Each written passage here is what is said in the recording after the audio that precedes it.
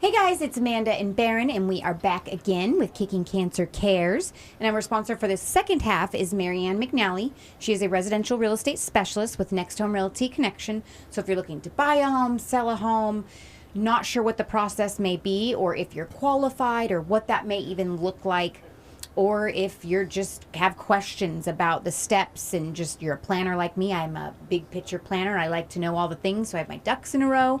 Give her a call at 503-409-4389. And she is so good at answering questions. She's made it very clear that there's no stupid, silly, dumb question. Call her, and she is more than happy to sit down with you or talk with you over the phone and go over all of those questions with you. So definitely reach out to her, and please keep her in your prayers. She's in her battle again. Yeah. We had a great discussion last half about how we got involved to help Jason Mowry out and the community that came around him. And I dug out one of our old newsletters. Okay. And I asked Devon if he would add some thoughts about the organization. Okay. So these are actually your words. Yep. And it does say Devon Grogans, golf tournament director. But he says, culture is the most significant factor that attracts people to join any group or community. Starbucks and Dutch Brothers are perfect examples of this phenomenon, especially here in the Northwest. For most people, the choice between the two coffee shops comes down to the culture surrounding each business. Starbucks is a completely different culture than Dutch, right? Yeah. Culture forms the foundation of a business and shapes its interactions with people. At Kickin'Cancer, the community is involved in raising money and awareness for the cause, creating an infectious culture where people feel like they're a part of something bigger, which is so intriguing because that's what Ashlie said when she was over here too. Yes. As the golf tournament director for Kickin'Cancer the past 3 years, I am consistently impressed by the organization's effective event planning and community engagement to assist those in need. Add to their multiple channels of education, like the radio show, and awareness, they offer solutions and preventive information, making it more inviting to stand behind their cause. I'm proud to help Kickin'Cancer and cannot imagine working with any other organization. I love that. Yeah. Thank you for the endorsement. Awesome. That was awesome. That is. It's easy when it's true. Right, right. Well, I think it became true for a couple reasons. I mean, it really became true when it was somebody you knew. Right. But anyone that has gone to any networking stuff in the community, they know this Devon. Mm-hmm.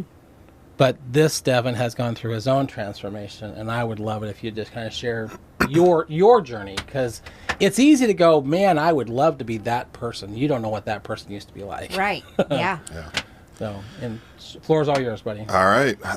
Well, I just recently got back from Pittsburgh as a competitive bodybuilder, and while I was out there, I won my class, got first place. I am now a competitive professional bodybuilder. Congratulations. Thank you. That's awesome. And so to Barron's point, a lot of people see what has gone into the last 7 or 8 years, but not everything before that. Mm-hmm. And it really does tie into what Barron will go over next.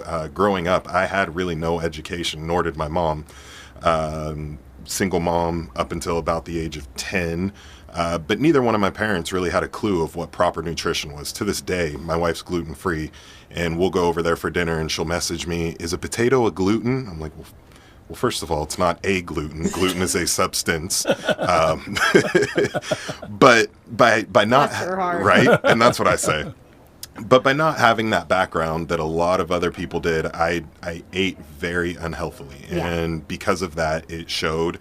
And I was always in sports, and I was always a very active child, but the old adage is you can't outrun a bad diet, and it's very true. It's easier to consume calories than it is to burn them, right? Boy, you're telling me.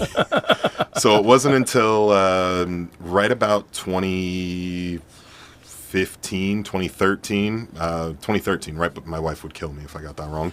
Right before we got married. 2013. We got your back. I was always the guy that just, in my head, I told myself, I don't have, my body type is just X, so there's no point. And like most people and a lot of my clients, I would yo-yo diet, and I wouldn't see results after 2 weeks because, hey, it took me 10 years to get here, but it should only take me 2 weeks to get it all off, right? So that didn't work. So I'd shut it down and go, you know what? I'm just going to go back to what I was doing. And it wasn't until about a year before we were getting married, I said, I'm just going to give it a year of solid dedication of tracking what I eat, staying consistent, and really just monitoring. And that's when I really started to get into better shape. Shortly after we got married, I did my first bodybuilding show. And that's when I fell in love with not just the process, but the better understanding of nutrition. And I'm somebody who, it shows from both my professional and outside professional job, that I care for people. I want to help people. I love seeing businesses grow, and I love seeing people grow. And so having a coaching business alongside the marketing business, it really fills both of those needs for me. And so that's kind of where I got to where I was. I just kept digging deeper and deeper. How can I help more people? The money on the coaching was never a big thing for me. It was just, how can I help? How can I help people that think the same way that I thought, that they're just trapped in this body? How can I get them to overcome that? And so education, consistency, and determination, and here I am now. That's awesome. Thank you. Yeah. It's not easy. Well, I saw a look in your face when you mentioned the whole yo-yo diet. Well, because I've dieted to lose weight, and it's not just simple. And then when you do a cheat day, those cheat days can set you back a whole week.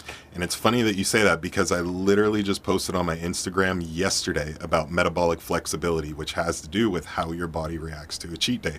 If you are more metabolically flexible, your body will actually utilize that cheat day, and you'll see some good results from it. Whereas if you're less metabolically flexible, like you said, it'll definitely set you back days or weeks. Yeah. And then then I've tried, the starvation. And then when you do eat, your body just clings on to every single calorie you put in. And so it's like, you can't necessarily fast and then eat, and then fast and then eat, because then it's just really you have to just do it right. Exactly. You really do. Otherwise, you're truly taking twice as long. Yep. You're putting your body through so much stress with all of that across the board. So I've done a lot of trial and error with dieting myself. You're quite alone. And you learn a lot about your body and what you eat. And just because it's healthy, the way you may be intaking it, like how I was fasting, and then I would eat a small amount and then fast again, because I wanted to see weight loss quick.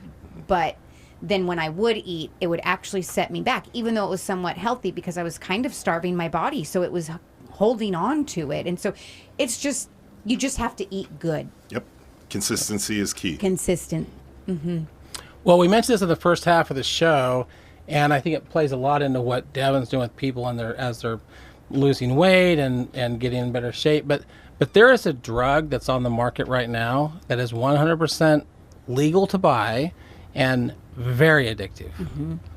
It's called sugar. Sugar. This is actually a National Geographic magazine, their science magazine, and the title is Sugar's Powerful Pull. And I, just picked this up at Safeway or someplace. But there's a whole section here about sugar and why it is so powerful. And there's no age requirement. So it's not like a regular supplement where you have to be 18 years old. Right. You can be 8, 10, 12. As long as you got $1 in your pocket, you can get a candy bar. Yeah. Well, I want to dive into one, and there's a lot in here, so there's not a problem, but there's one section in here, and this is really more for the YouTube people than anybody else, which, by the way, the YouTube people, if you're listening to our show right now, go to Kickin'Cancer Productions on YouTube, find us. If you're actually watching it, please hit the button that says subscribe. I was reminded the other day that people watch them, but they don't have to subscribe to them. And I was at an event recently, and I pulled my phone and said, we have 51 subscribers, please subscribe. And a minute later, we had 63 subscribers. Awesome. And don't forget to like the videos. Yeah. Make sure you're doing that too. If you like what you're hearing, like the videos, make sure you subscribe. And add some comments if you have comments. Yeah. So this is, I'm trying to try to verbally tell this for our listeners, but this is a really amazing section here on sugar and what's going on. I thought we could spend some time talking about this very addictive substance. Absolutely. Right? One thing I find intriguing is there is now something being classified as type 3 diabetes. Okay. Did you know it was a type 3? I did not. My son's a gray zone. So he's probably between 1 and 2. Okay. Type 2 is the one that requires the insulin, correct? Is that type 2 diabetes? Type 1 requires insulin. Type 1 requires the insulin. Okay. Well, type 3 diabetes is now, Alzheimer's is now being classified as type 3 diabetes. Oh. Yep. So the amount of sugar we're Wow. consuming hits the pancreas, but it also is going to the brain. Okay. And the brain can't handle the amount of sugar we're putting in our system. And so now we're actually classifying Alzheimer's as type 3 diabetes. Wow. That's But terrifying. it is terrifying. And this is just so typical of our Western medicine approach to anything. This is actually from AARP. It's a little article that just barely came out. The FDA now has a new drug, shocking, a new drug that's effectively treating Alzheimer's. But is it? Another drug has joined the arsenal of Alzheimer's treatments. The FDA just recently approved this thing. I'm not going to try to pronounce the name of it. But what it says is that currently nearly 7 million older Americans have Alzheimer's. That's a lot. It's a lot. And it basically slows their thinking, memory skills in the early stages and then progresses to get worse of that. So this new drug has come out at a cost of $32,000 a year. Wow. Tell me how many older Americans can afford Not a one. $32,000 for this one drug. Not a one. So let's try to find a better way to deal with sugar. Yeah. And I want to do a little demonstration. Okay. Okay, and hopefully YouTube can pick all this up. But what I have here is this is a 4-pound sugar that you would just pick up this was from Winco, but you can get it from anywhere, right? 100 years ago, this is how much sugar the average American consumed for the entire year. Okay. For the entire year. So a whole year we consumed 4 pounds 4 of sugar. pounds, That's okay. a lot of sugar to consume in a year. Okay, well, it gets worse than that. Lovely. If you've ever been to Costco and you've seen those 25-pound bags of sugar, Yeah. which is the ones that, like, if you had a bakery or something, Right. the average American, and I'm going to go on record saying I don't think any 4 of us in this room would qualify as the average American in how much sugar we consume. I would say that we are lower than average. Yeah. But the average American is now consuming 100 pounds of sugar, Wow. 100? 4 of those 25-pound bags, In a as year? opposed to this, a year. Wow. I mean, that's 4 pounds a quarter. 4 pounds every 3 months. Yeah. So the average American is now consuming 100 pounds of processed sugar a year versus the 4-pound bag I just showed you. Wow. 25 pounds of sugar every quarter. That's bizarre when you break it down. That's a lot. That's scary. And if you've been to Costco, those are pretty good sized bags that go on those They're little carts, massive. right? Yeah. But where's it hidden? Where's that sugar hidden that you're not thinking about? Right. So I'm going to do a little demonstration. Okay. And Devon, if you got thoughts, just jump in here, okay? I got a lot, but I'll keep them up. I'll keep them up here for right now. This is probably something that many of people Banned from my house, Mountain Dew. Same. Mountain Dew. And what's intriguing is this is a 20-ounce one. This magazine refers to a 12-ounce. I don't think anyone's even doing 12-ounce drinks anymore. Right. This is a 20-ounce one. On the back of everything is a nutrition label. Right. At least Mountain Dew is honest that one bottle is 1 serving. Okay. That makes Because we're going to go into Haagen-Dazs in a second, okay? Okay. This has 77 grams of added sugar. Wow. 77? Now, how do you break that number down? For every 4 grams of added sugar, that's 1 teaspoon. Okay. There are 19 teaspoons of added sugar to this little container. Can you even fit that much sugar in that bottle? It's a half a cup. So what else is in there besides sugar? Sugar the first ingredient? My No, it's Lord. well, the first ingredient's water. Oh. Because you got to break that sugar down, of course. Right. Now, this is the great part. The second ingredient's high fructose corn syrup.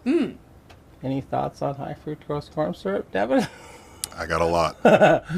I will say, Couple little ones? when it's the second ingredient, steer clear. Yeah. When it's within the top 5 ingredients, steer clear. If it's even in the bottle, look for a better option. Yeah. Yeah. The problem with high fructose corn syrup is it blocks that receptor of your brain that tells you that you're full. Yep. Oh, okay. Yep. And so you're actually full, but you don't know it. And that's why we're seeing 10-year-olds that are actually being classified as morbidly obese because they don't know they're full and they just keep consuming. Yes. It's just a And horrible. then they're also malnourished. Yeah. They're not getting proper micro or macronutrients. They're just literally filling themselves up with a zero substance. This one bottle, to get the same amount of sugar that's in this, would be 8 oranges. That is such a better, healthier option. And you wouldn't even eat 8 oranges I was just in gonna say, one yeah. serving. Or in a day. I don't know many people that could eat 8 oranges in one serving, or probably even in a day. Right. That's absurd. And But if you grabbing could- an orange Yeah. versus that. If you could eat 8 oranges, there's the fiber that goes, all the stuff that goes with Yeah. vitamin C. This has zero nutritional value. None. Yep. No, I truly have banned it from my home. Yeah. Bo used to be obsessed. My husband, he would drink. I would get the Costco cases of Mountain Dew because he was just obsessed with it. And then we started doing our show, and I learned more about the sugar and the Mountain Dew. And it was like, and he was like, "I take it away, no more." And then the kids were like, "But we love Mountain Dew," and it was like, "Not in my house, not This- in my house." Well, that's like when they asked the CEO of Pepsi, "Does your family drink Pepsi?" He said, "I would never give this to my family." Yes. So if that doesn't tell you something, Right. Yeah. Exactly. This was my drug of choice. Was it? Oh, yeah. I had the same for me growing up. My grandma used saying, I mean, she didn't go to Costco. She was a Fred Meyer person, but there were always boxes and boxes and boxes, and I drank that like water. Yes. And the problem is the number 3 ingredient is citric acid, which is what gives it the nice little flavor. Right. Right? Except if you had a half a cup of sugar in here and water, you couldn't drink it. It's just too sweet. Right. You know? So I'm going to give you another example. Okay. Have you ever had a little thing like this, a Haagen-Dazs? Oh, yeah. I love that they're just a perfect little tiny size in serving, so you don't Yeah. have to eat the whole gallon of ice cream Yeah. with the other ones. So here's the problem with this one, and there's others that are like this. This one has 2 things on the back. Okay. It will tell you the serving amount. There's 290 calories per serving. But there's 2.5 servings In that little thing. in that Pint, container. yep. So then you have to go to the next one over here that says, well, what's actually in the whole container? Yeah. In this one, Where'd your glasses go? all right, there. I lost my. So this one has 64 grams of added sugar. Jeez. In that little tiny container. 64. 64 is 16 of these. Okay. I want you to see something. 1, 2, 3, 4, 5, 6, 7, 8, 9, 10, 11, 12, But wait, there's more. 14, 15, 16. 16. Now, how full is that, Oh Amanda? my gosh, that's almost halfway full. Oh yeah. I mean, what's the? We're what at Where's the- 14 ounces. So if it's a 14-ounce container and you just put what, a half cup of sugar in there. Wow. Well, Isn't that Right. one serving size too? Yeah. So that's not even the full extent. no, of that's the it's- full for the container. full Oh, okay. That's the full yeah. container. But again, the listeners on radio can't see this, but the YouTubers watch this. Watch this. This is the sugar that's inside your Haagen-Dazs. And then pair that with the high fat content. And everything else that's naughty inside of it. Because your number 1 ingredient is cream. Your number 2 ingredient is skim milk. And your number 3 ingredient is cane sugar. At least they use cane Wow. sugar. But And then you got pineapple because this one is a pineapple Right. flavor. But And that's probably honestly one of the more healthier options. well, sure, because those. I'm like, this is pineapple and coconut. It's got to be healthy. And that would be my thought. But I bet you that the naughtier flavors. Oh yeah, because there's probably There- one of my favorites is the one that says brownie chocolate. Right, Kill they- me later. Kill chocolate. me later. Those are probably up over 1,000 calories. Oh, easily, And yeah. so the sugar is probably double of what that one is. Yeah. My Lord. I have struggled in the past with addiction and overcame it. And it's in my past. It's not something I think about. But sugar haunts me every single night. Oh, yeah. I get cravings for it where I'm like, something sweet. So I started doing fruit, and grabbing the fruit instead. But then it's still like my brain's like, no, you need like more sugar, something more sweet. And it's a constant battle. And it's scary just how addicting sugar can truly be. Well, this article, again, is sugar's powerful pull. Mm-hmm. And before COVID, we were doing sit-down education seminars. A friend of mine has 3 master's degrees, and he has one of them in chemistry. And so we went here in town. It's called the Diabetes Support Center. And we actually hosted this event at Diabetes Support Center. Okay. And I said, I want you to explain to people why they feel that pull to sugar. Yeah. Right? And it was intriguing because from a chemistry teacher's point of view, cocaine and sugar are 1 molecule apart. That's bizarre. One molecule apart. That's terrifying. High dopamine release. So as soon as you have that, your body's telling you, ooh, I like this. Give me more. Yes. Yeah, he referenced a study. There was one study being done in England in sugar, and another study that was being done in France, independent studies, and this one was cocaine. And independently being done. And they were actually monitoring the pleasure center of mice's brains. Yeah. The scans looked exactly the same. That's scary. You cannot tell a difference. Really? And this is how powerful the pull for the sugar was, is they put this sugar water in there for the mice to consume. And after 30 days, the mouse had gained 40% of its body weight. Oh, wow. Now, for me, that's about 80 pounds. I would have gained 80 pounds in 30 days. That's so much. For 40% of my body weight. Whoa. That's And a lot. it was so addicted that they put this little wire in there with the electrical charge to it. And if the mouse hit the wire, it would get shocked. And it would push through the shocking of that wire to get to the sugar. It was willing to go through the pain to get the sugar. They dug a little ditch that the mouse would fall into. They put all these things in there to try to stop the mouse to get into the sugar. It was so addicted to the sugar that it would go through all of that. That's scary. Yeah. And what was kind of funny is that then they would put a female mouse in there. Mm-hmm. And it was more addicted to the sugar than the possibility of doing anything with the female mouse. Okay. That's a pretty strong pull, too. Yeah. You know? Yes, it is. But they were having the exact same results from cocaine. That is crazy. 100% legal drug. Yeah. So, and it targets our kids is the scary part with all the sugar the candy and the energy drinks and everything. They make it so fun looking and colorful and bright that it draws the kids in. Oh, yeah. So in our last few minutes, Devon, any other thoughts on the dangers of within reason of our time frame? Thoughts on sugar? I think you hit the nail on the head. If you can avoid it, avoid it. Try and fulfill your sugar needs from more natural sources. Fruits are a great way to go. Cane sugar, I will say, is better than regular refined sugar if you are going to cook or use anything that has sugar in it. Honey, use more natural sweeteners. Just try and find ways to minimize your sugar intake. Absolutely. Yeah. Well, we've been going through a little timeline with Kickin'Cancer. Yes. And a very interesting thing happened. It was early of January 2022. All boards go through ups and downs, and our board had actually hit kind of a down point, and we were down to 3 members of our board. And a lot of that was because prior to that, Robin, who you've met, was the president of the board. Yeah. And Robin says, we need to hold our board accountable. You've got to attend meetings. Right. And you've got to help do the fundraising and all this kind of stuff. Well, the board that I had said that's not what we signed up for. Which they didn't. It wasn't what I was asking. But as soon as we began asking that of the board, they said, well, we're just going to resign. Mm-hmm. And that was actually a good step backwards. Yes. To take 2 steps forward. Correct. Right? Yeah. So we had gone back to Robin, Jill, who you've met, or we're on the phone. Yes. And Ricky, who you've met, and myself. And we had 3 open spots on the board that we had to begin finding the right people to fill those spots. Mm-hmm. And during that time of filling those spots is when Devon came into the picture. Okay.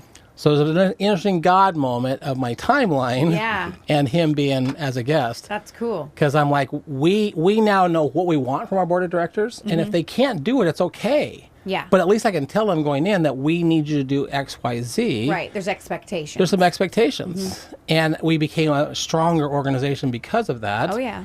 But we had taken 1 step backwards so we could take 2 steps forward. Yes. And Devon was part of taking 2 steps forward. So That's awesome. once again, my way of thanking him for everything Yes. he's done. I'm glad to be a Absolutely. part of it. Yeah. All right. Well, I'm going to do a shout out for Marianne, who is our sponsor for the second half. So Marianne McNally is a residential real estate specialist with Next Home Realty Connection. So again, if you're looking to buy a home, sell a home, or just have a million questions about it, which I know you do, she's happy to answer. So go ahead and give her a call at 503-409-4389. And we'll be back next week As the movement continues.